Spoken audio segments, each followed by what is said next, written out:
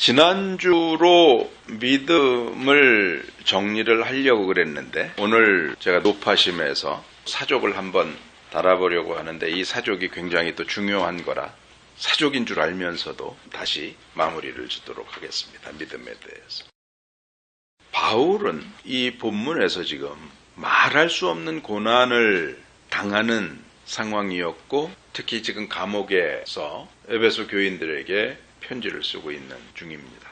에베소 교인들을 위해서 기도하고 있는 이 본문, 지금 우리가 보고 있는 14절 이하의 이 본문에서 바울은 먼저 에베소 교인들을 위해서 기도했다는 것은 모든 크리스찬들, 오고 오는 세대의 모든 크리스찬들을 위해서 기도했다는 것이죠. 그러니까 우리들을 위한 기도도 됩니다.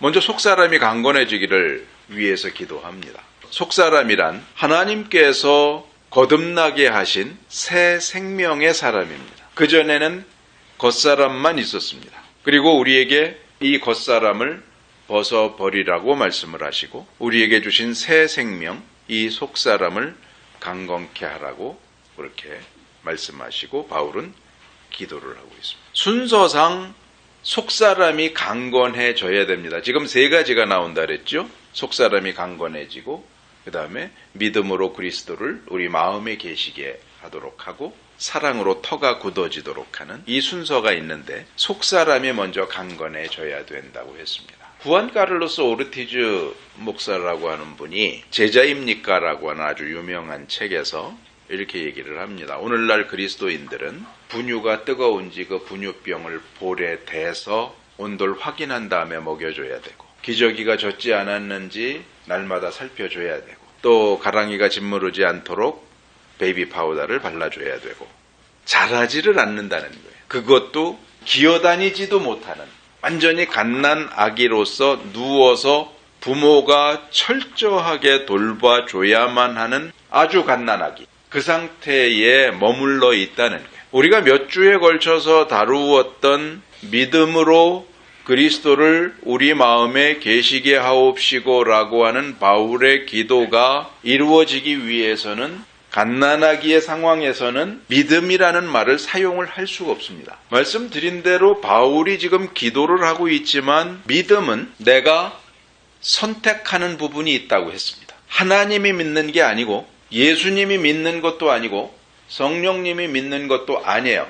믿음의 주체, 믿을 것인지 말 것인지를 선택하는 것은 사람이 하는 겁니다. 갓난아기는 그 어떤 것도 선택할 수 없고 어떤 것도 판단할 수가 없어요. 그저 배고프거나 춥거나 또는 기저귀가 젖었거나 옷에 무슨 이물질이 껴들어가서 불편하거나 이럴 때 할 수 있는 것이 우는 것밖에는 없습니다. 믿음은 대단히 이성적인 작업이에요. 요한계시록 3장 20절에서 예수님이 우리 문 밖에 서서 두드리실 때에 그 문을 열지 말지를 선택하고 판단하는 건 내가 해야 됩니다. 그리고 선택하고 판단하기 위해서는 과연 문을 열고 그분을 내가 맞아들여서 지난 시간에 말씀드린 바처럼 그분이 요구하는 삶, 그분이 문을 연다고, 그분이 문을 두드리실 때 그 문을 내가 연다고 하는 것은 그분을 주인으로, 머리로 받아들이고 그래서 그분께 절대적으로 복종하겠다고 하는 결단입니다. 믿음은 결단이에요. 내가 이분을 모셔드려서 이분이 분명히 나한테 굉장히 불편한 요구들을 하실 거란 말이에요. 나는 이 세상에서 좀 높아지고 싶고 많은 것을 가지고 누리고 싶고 어찌 되었던 이 세상의 가치에 굉장히 익숙해져 있었던 내 삶,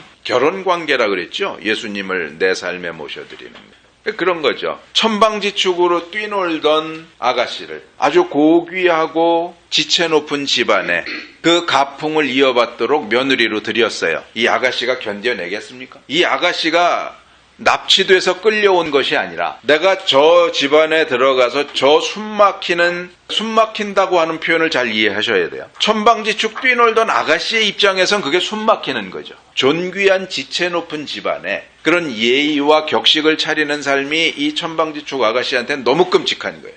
근데 내가 그 집에 시집가기로 그 집에 어떤 청년과 결혼하기로 결단하고 스스로 선택을 했다면 이 천방지축 아가씨가 느낄 때 숨막히는 그 집안의 가풍에 내가 가서 순종하기로 작정을 하는 거예요. 죽었다고 복창하고 들어가는 자리입니다. 이건 내가 지금까지 살았던 모든 삶을 완전히 포기하고 내가 가지고 있던 것을 완전히 죽이지 않으면 그 집안에 들어가 살 수 없는 거예요. 지금 예수님이 문을 두드리신다는 건 그런 의미예요. 천방지축 살고 있었던 나에게 예수님이 들어오셔서 이제 말로 할 수 없는 고귀하고 존귀한 지체 높은 집안의 그 격식과 예의와 삶의 방식들, 가치관들 이런 것들을 요구하실 거라는 거예요. 그리고 나는 거기에 대해서 무조건 순종하도록 되어 있어요.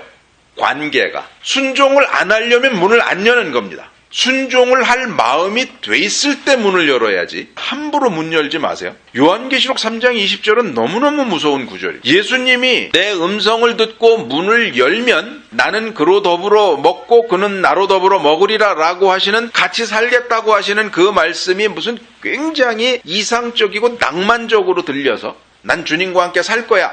못 살아요. 우리는 안 되게 되어 있습니다. 천성적으로 이게 안 되게 되어 있는데 주의 성령께서 그것을 가능케 하시겠다고 우리를 불러내신 거예요. 결국은. 그래서 우리 입장에선 어쩔 수 없이 가능케 되는 거지, 내가 기쁨과 즐거움으로 문을 열고 나는 그분을 신랑으로 맞아들여서 행복 같은 소리 하지 말라 그러십시오. 맞아들이는 순간 죽었습니다. 그래서 이 결단을 하기 위해서는 후안 카를로스 오르티즈 목사님이 표현하셨던 오늘날 그리스도인의 갓난아기의 모습, 이거 가지고는 안 된다는 거예요. 어떻게 견뎌내려고? 조금만 불편해도 울고 못 견뎌하는 그 신앙으로 예수님의 요구를 어떻게 견뎌내려고 모셔드리고 믿음으로 믿음은 그렇게 만만한 것이 아닙니다. 뼈가 꺾이고 이가 부러지고 손톱이 다 뽑히는 그런 고통을 각오하지 않으면 믿음의 삶은 살 수가 없습니다. 물론 그것들을 우리 힘으로 하라 그러면 절대 불가능하지만 주의 성령께서 도우시기 때문에 가능한 거예요. 분명한 것은 우리는 천방지축 살아봐야 정말 낮은 신분의 천박한 삶을 살 수밖에 없었던, 비교 자체가 원래 안 되지만 그러한 삶을 살다가 삶을 마감할 그런 존재였는데 우리를 왕족을 삼아주시겠다는 거예요. 그것이 아가서의 말씀입니다. 아가서의 비유가 왕이 술람미 여인이라고 하는 천한 여인을 사랑하잖아요. 받아들이잖아요. 만들어내시겠다는 거거든요. 술람미 여인의 입장에서는 죽은 거예요. 근데 어쨌든 억지로라도 그렇게 끌려가서 살다 보면 나는 존귀한 자가 돼 있는 거예요. 어느샌가. 그걸 만들어주시겠다는 거예요. 그래서 그것에 대한 소망이 없다면 하늘 생명, 하늘의 존귀함, 하나님의 권속으로서의 영광, 이런 것에 대한 소망이 없다면 난 이대로 그냥 천방지축으로 살래.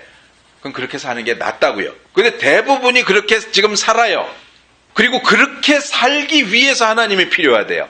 이건 전혀 잘못된 거예요. 그렇게 천방지축으로 살기 위해서 하나님을 끌어내려가지고 하나님을 천방지축의 삶에 도움을 주는, 그러니까 하나님이 알라딘의 램프의 요정, 지니, 문지르면 나와야 돼요. 그래서 이거 해줘 그러면 무조건 해줘야 돼. 하나님이 안 해주면 하나님도 안 해요. 내 말을 안 들어주는 하나님이 무슨 하나님이에요. 여러분, 필립 얀시라고 하는 아주 유명한 작가가 있어요. 기독교 작가가. 그분이 쓴 책 중에 이런 제목이 있습니다. 하나님 당신께 실망했습니다. 하나님께 실망한 사람들에 관한 이야기, 그리고 그 실망의 원인, 성경의 대답, 이런 것들을 써놓은 책인데, 거기에 보면 리처드라고 하는 사람이 있어요. 리처드는 책의 전체 내용을 보면 실존 인물입니다. 이 사람이 좀 늦게 대학 가는 그 시점에서 예수를 믿게 되는데 굉장히 열심히 교회 생활을 했어요. 그러면서 욥기를 굉장히 깊게 연구를 해서 필립 얀시한테 원고를 보냈는데 이게 너무 훌륭한 거예요. 통찰력도 좋고 욥기에 대한 이해가 너무 훌륭한 거예요. 그래서 출판사랑 연결을 해서 책을 냈어요. 나중에. 그럴 만한 사람인데, 그리고 이 사람이 이제 좀 더 주님을 알기 위해서 휘튼스쿨이라고 하는 신학교를 가요. 신학 석사까지 받게 되는 상황이 되는데, 근데 이 사람이 결국은 나중에 하나님을 완전히 떠나버립니다. 그 이유가 뭐냐면, 먼저 부모님이 이혼할 상황이 돼서 하나님 앞에 그렇게 기도를 했는데 이혼을 해버렸어요. 그리고 학교를 론을 받아서 다니고 이제 직장에 취직을 하게 됐는데, 사장이 자기를 채용한다고 해놓고 막상 가니까 자기보다 훨씬 못한 어떤 사람을 채용을 해서 론이나 이런 부채들, 그런 것들에 아주 재정적인 위기가 대단히 심각하게 오게 되고, 그 즈음에 또 약혼녀도 떠나버렸어요. 이 사람이 예수를 믿는다고 결심을 하고 나서부터 어떻게 하면 하나님 앞에 합당한 삶을 살아갈 것인가 라고 고민하면서 열심히 그렇게 살았어요. 그런 와중에 부모님을 위해서 기도했었고, 자신의 재정적인 문제를 위해서도 기도했었고, 결혼을 앞두고도 있었고, 이 모든 것들이 다 망가졌어요. 하나님은 어디에 계시는가? 하나님은 이럴 때 무슨 일을 하시는가? 하나님은 도대체 나에게 왜 이런 일들이 일어나도록 허용을 하시고 방기를 하시는가? 둘 중에 하나인 거야. 하나님이 날 버리셨든가, 하나님이 안 계시든가. 두 경우 모두 다 리처드는 더 이상 기독교 안에 머물러 있을 이유가 없는 거예요. 그것을 깨닫게 된 순간 신학교에서 샀던 모든 신학서적들을 그 밤에 다 태워버렸어요. 그리고 하나님을 완전히 떠났습니다. 하나님 당신께 실망했습니다. 근데 사실은 조금 있다가 정확하게 말씀을 드리겠지만 이건 실망이 아니에요.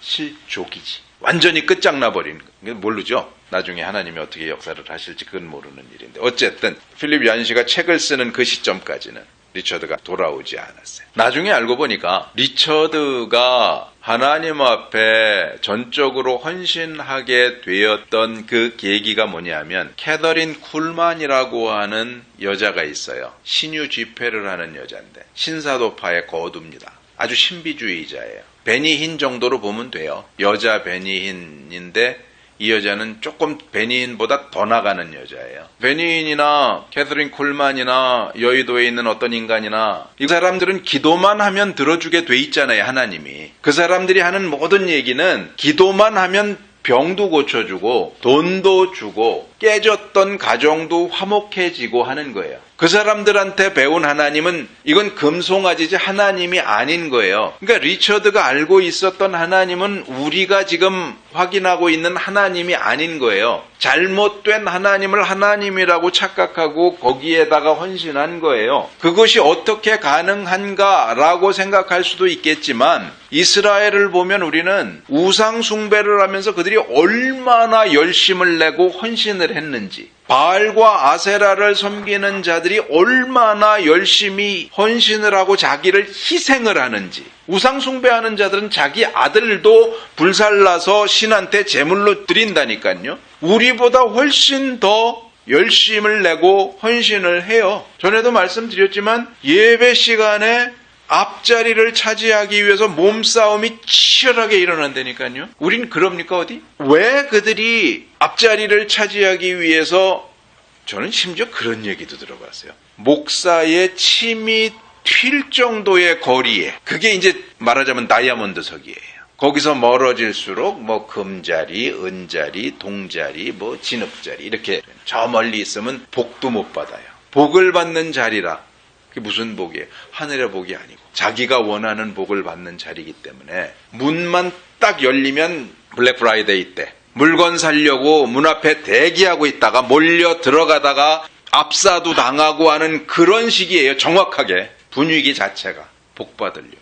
하나님이 아닌 거죠. 그런 하나님을 믿고 있다면 100% 이건 실망이 아니에요. 필립 얀시가 제목을 잘못 달았다고 저는 생각을 해요. 실망도 했겠죠. 하나님 앞엔 실망을 하고 아예 실족해버린 거겠죠. 우리의 믿음의 근거를 어디에 두고 있는지, 과연 우리가 옳은 것을 믿고 있는지, 캐서린 쿨만이나 베니힌이나 이런 사람들이 주창하는 그 하나님의 능력들, 그래서 사람들이 믿고 있는 그 허상들, 이런 것들은 제가 말씀드린 대로 로또 맞을 확률, 파워볼 맞을 확률로 그들이 말하는 일들이 일어나요, 실제로. 근데 그것조차도 그들이 말하는 우리의 하나님이 행한 일이 아니고 그들이 믿고 있는 사탄이 행하는 일. 하나님은 그런 식으로 일을 안 하세요. 그런 거짓 선지자들을 통해서는 일을 안 하십니다, 하나님. 물론 이용하시는 건 있어요. 거짓 것들을 일부러 전하게 하시는 거짓 선지자들을 통해서. 어찌됐든 그러한 믿음의 근거가 잘못된 허상을 믿는 아무런 근거가 없어요. 그건 믿음이 아니에요. 그냥 주관적인 신념일 뿐이지. 예를 들어서 나는 성공할 거야, 성공할 거야, 성공할 거야 라고 자신을 세뇌해서 자기가 스스로 그렇게 믿고 있는 것과 전혀 다를 바가 없어요. 믿음은 뭐라 그랬습니까? 객관적인 사실이 있어요. 내가 만들어낸 게 아니라 하나님이 약속하신 나와 완전히 별개인 분명한 실체가 있어요. 그것을 내가 받아들이는 것이 믿음이지, 그 실체, 내 바깥에 있는 어떤 실체도 없이 내 안에서 나는 이렇게 생각하고 이렇게 믿을 거야 라고 자기를 세뇌시켜서 자기가 그렇게 믿게 되는 믿음은 그건 우리가 말하는 믿음이 아니에요. 우리가 말하는 믿음은 하나님께서 해놓으신 우리가 사실이라고 그냥 현상적으로 드러난 사실이라고 생각하는 그 사실보다 훨씬 더 사실인 분명한 실체, 하나님의 말씀과 약속을 내가 결단해서 받아들이는 거예요. 그것이 옳다고, 그것이 믿음이에요. 그래서 믿음은 그렇게 분명한 근거가 있어야만 해요. 리처드가 가지고 있었던 건 믿음이 아닌 거예요. 그래서 허상을 믿는 건 믿음이 아니에요. 우상은 허상이에요. 인간이 만들어낸 신이란 말이에요. 그걸 아무리 열심히 믿는다고 착각을 해도 그것은 믿음일 수가 없는 거예요. 기독교에서 말하는 믿음은 너무나 분명한 거예요. 바라는 것들의 실상이에요. 바라는 것들은 지금 눈에 보이지 않는다는 거예요. 아직 나타나지 않은 미래의 것이라는 거예요. 근데 그게 실상인 거예요. 보이지 않는 것들의 증거인 거예요. 그게 기독교의 믿음인 거예요. 그냥 믿습니다 한다고 믿음이 될 수가 없단 말이에요. 다시 한번 오늘날의 믿음의 개념이 얼마나 왜곡되어 있고 비틀려 있고 거짓 것에 속고 있는지 이것을 확인하셔야 됩니다. 믿긴 뭘 믿어요? 하나님이 약속하시지도 않은 걸 내가 믿고 싶다고 믿냔 말이에요. 근데 우린 다 그래. 그런 말이 있어요. 사람은 보고 싶은 것만 본다. 이건 뭐 정설이에요. 믿고 싶은 것만 믿어요. 기독교 신앙은 그런 믿음이 아닙니다. 하나님이 믿으라고 하신 거는 내가 믿기 싫어도 무조건 믿어야 돼요. 그게 기독교 신앙이에요. 잘못된 믿음의 근거를 가지고 믿을 때 그건 믿음이 아닌 거고, 그래서 그건 실족할 수밖에 없고. 그런데 분명한 근거를 가지고 믿음에도 불구하고 실망할 때가 있어요. 시편 73편 2절에 보시면 나는 거의 실족할 뻔하였고 내 걸음이 미끄러질 뻔하였으니, 여기서 말씀하는 실족은 이미 실망을 전제해요. 실망을 해갖고 완전히 리처드처럼 그냥 떠나버리는 거예요, 하나님을. 그게 실족이에요. 실망이 뭐냐 하면 내가 뭔가를 기대를 했어요. 신앙적인 기대는 뭐냐면 하나님은 이런 분이라고 지금 성경을 통해서 우리에게 약속해 주셨잖아요. 그래서 우린 그걸 믿었어요. 믿고 기대를 했는데 그대로 안 이루어질 때 실망이 되잖아요. 기대가 크면 클수록 실망도 큰 거예요. 그래서 지금 시편 73편 2절에서 시편 기자는 일단 실망은 했어요. 내가 기대한 것이 안 이루어졌단 말이에요. 자, 그게 또 동일하게 하박국 선지자가 어찌하여 괴율한 자들을 방관하시며 악인이 자기보다 의로운 사람을 삼키되 잠잠하시나이까. 하나님의 약속은 뭐예요? 악인은 벌하고 의인은 생명을 주고 잘 살게 해주겠다 안 해요. 하나님은 의로우신 분이잖아요. 공의로우신 분이기 때문에 악인은 그냥 두고 보질 못하시는 분이에요. 분명하잖아요. 그건 사실이에요. 그리고 의인은 하나님이 살리시는 거 아니에요. 근데 현실을 보니까 악인이 오히려 잘 돼요. 악인이 의인을 학대해. 근데 하나님이 잠잠하세요. 이건 뭔가 잘못된 거예요. 시편 기자나 하박국 선지자나 얼마나 신실해요. 하나님을 잘 알았어요. 근데 지금 실망하는 거예요. 정말 중요한 거 하나를 더 보시겠습니다. 요한계시록 6장 9절과 10절에서 이렇게 말씀을 해요. 하나님의 말씀과 저희의 가진 증거를 인하여 죽임을 당한 영혼들이 제단 아래에 있어 큰 소리로 불러 가로되 거룩하고 참되신 대주제여 땅에 거하는 자들을 심판하여 우리 피를 신원하여 주지 아니하시기를 어느 때까지 하시려나이까. 이건 좀 심각하게 받아들이셔야 돼요. 순교를 당한 사람들입니다. 그리고 지금 그들은 하나님 앞에 있는 상황입니다. 하나님께서 여전히 자신들의 원수를 갚아주지 않으시는 것에 대해서 저들은 아직 이해를 못합니다. 실망은 기대를 전제하는 겁니다. 기대하는 것이 없으면 실망도 없습니다. 많이 기대할수록 실망도 커집니다.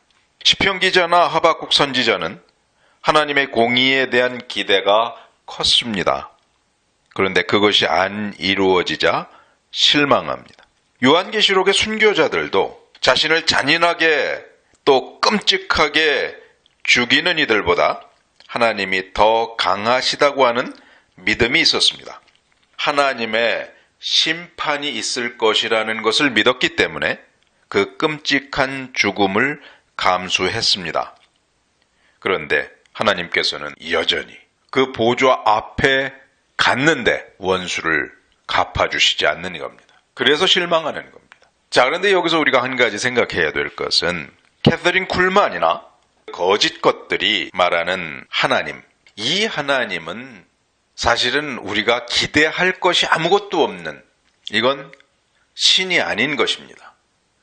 마치 이스라엘 백성들이 금송아지를 만들어 놓고 이것이 우리를 애굽에서 구하여 낸 여호와로라고 여호와의 절기를 즐기던 그런 모습인 겁니다. 그래서 그건 실망할 수밖에 없고, 그들이 간증이라고 내세우는, 기도의 응답이라고 내세우는 것들, 이것들은 거의 로또 맞을 확률이고, 그것조차도 하나님께서 하신 일이 아니고 사단의 장난입니다. 저들의 하나님은 하나님이 아닙니다. 사탄이지. 금송아지를 하나님으로 불렀습니다. 사탄을 하나님으로 얼마든지 부를 수 있습니다. 그러나 저들이 부르는 하나님은 성경이 말씀하는 하나님이 아닌 것입니다. 그래서 저들이 믿는 그 신에게는 기대할 것도 없고 실망할 것도 없는 겁니다. 본질적으로. 그러나 시편 기자나 하박국 선지자, 순교자들의 경우는 다릅니다. 그들은 성경이 말씀하고 있는 여호와, 그분을 온전히 믿었던 것입니다. 이러한 믿음에서 우리가 중요하게 생각해야 될 한 가지 덕목은 바로 인내입니다. 심지어 보좌 앞에까지 갔는데도 여전히 우리의 기대가, 우리의 소망이 이루어지지 않는 상황이고, 하나님의 약속이 마치 이루어지지 않는 것 같은, 그런 실망할 수밖에 없는, 우리의 믿음을 배신당한 것 같은 그런 상황이 지금 보여지고 있지만, 여러분, 믿음은 마지막을 보고 이야기하는 겁니다. 다시 말씀드리면 아직 하나님의 때에 마지막이 오지 않았다는 겁니다. 순교자들의 영혼이 보좌 앞에 가 있지만 그것도 아직 마지막 때가 아니라는 거죠. 하나님의 약속은 100% 완벽하게 절대적으로 이루어질 것이기 때문에 그 마지막의 때에 가면 우리는 결코 실망하지 않을 것입니다. 우리의 믿음에 대한 모든 보상을 다 받을 것입니다. 결국은 믿음은 다른 것이 아니라 인내의 싸움입니다. 우리가 믿는 하나님이 성경이 말씀하고 있는 그 하나님 정확하다면, 그리고 우리가 원하는 것을 기대하는 것이 아니라 그 하나님께서 약속하시고 말씀하신 것을 믿는 것이 분명하다면 우리는 결코 실망하지 않을 것입니다. 다만 우리는 너무 조급하고 하나님의 일들은 조급한 우리가 생각하기에는 너무나 더디게 이루어질 것입니다. 하나님께는 하루가 1000년 같고 1000년이 하루 같습니다. 항상 인간은 조급합니다. 하나님의 약속은 언제나 더디게 이루어지는 것 같습니다. 그래서 하박국 선지자, 시편 기자, 심지어 보좌 앞에 간 순교자의 영혼까지도 실망하는 모습을 나타내고 있는 것입니다.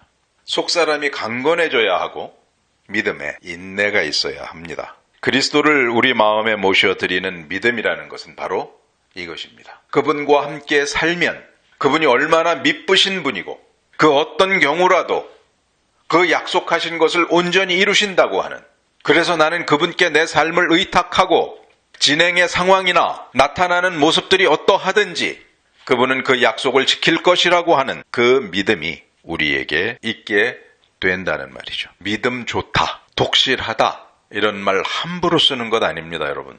이 말씀을 드리고 있는 이 목사도 조급합니다. 좀 더 빨리 이루어졌으면 좋겠습니다. 어찌 내 눈앞에서 하나님의 공의가 이루어지는 모습들이 거의 보이질 않고 오히려 악인이 흥왕하고 그들이 생명력을 더 얻고 더 악하게 굴며 악이 승리하는 것 같은 그런 모습을 봐야 되느냐는 말이죠. 계속해서. 여러분, 우리를 그렇게 실망시키는 하나님을 사랑할 수 있습니까? 믿는다고도 하지 말고요, 사랑한다고도 하지 마십시오. 여러분, 바울의 기도의 순서를 추적해보면 속사람이 강건해지고요, 믿음으로 그리스도를 내 마음속에 모시고요, 마지막이 사랑입니다. 아직 그리스도를 내 마음에 온전히 모셔드리지도 못했는데 뭘 믿고 더더군다나 그 믿음으로 살아내면서 그분의 사랑을 제대로 체험하지도 못했는데 누굴 사랑해요? 금송아지는 사랑할 수 있어요. 성경의 하나님 사랑하는 거 만만치 않습니다. 여러분, 계속해서 실망시키시는데, 매일매일이 실망의 순간순간들인데, 믿음에 인내가 없어서 늘 조급한데, 그래서 실망하는데 하나님을 사랑해요? 그 하나님은 내가 상상해낸 하나님이지, 그러니까 내가 원하는 모든 것을 해주실 것이라고 상상하는 하나님이지, 성경이 말씀하는 그분의 주권을 가지고 그분의 때에 그분의 일들을 이루시는, 그래서 우리가 생각하기엔 오히려 불의한 것 같고 악이 횡행하는 것 같고 나한테는 아무것도 안 주시는 것 같고 다른 사람의 손을 보면 선물로 가득 차 있는데 내 손에는 아무것도 없는 것 같은 그런 하나님을 어떻게 사랑해요? 믿음을 바르게 이해하고 자라가야 됩니다. 그래야 성경이 말씀하는 믿음을 가질 수 있고 하나님을 사랑할 수가 있습니다. 하나님을 사랑하는 자리까지 한번 정말 가보시자고요. 진정으로, 본질적으로 성경이 말씀하는 하나님 사랑, 그것이 무엇인지를 좀 맛이라도 보자고요. 입으로 떠버리지 말고, 괜히 흥분하지 말고. 캐서린 쿨만의 하나님 사랑할 만해요. 거짓 것들이 말하는 하나님 사랑할 만해요. 성경의 하나님이 아닙니다. 금송아지 사랑하다 끝나는 겁니다. 결정하셔야 됩니다. 거짓 것을 추종하다가 영원히 멸망할 것인지 이 세상에서는 굉장히 기쁠 겁니다. 성경의 참 하나님을 믿기 위해서 애쓰고 수고하다가 결국엔 그렇게 되어서 영원한 생명을 얻게 될지, 그러나 이 세상에서는 그 삶이 굉장히 힘들 거고 날마다 실망할 거고 우리의 믿음이 온전해지기 전까지는 정말 힘든 싸움이 될 것입니다. 이 싸움을 할지 그것을 결정하셔야 됩니다. 기도하시겠습니다.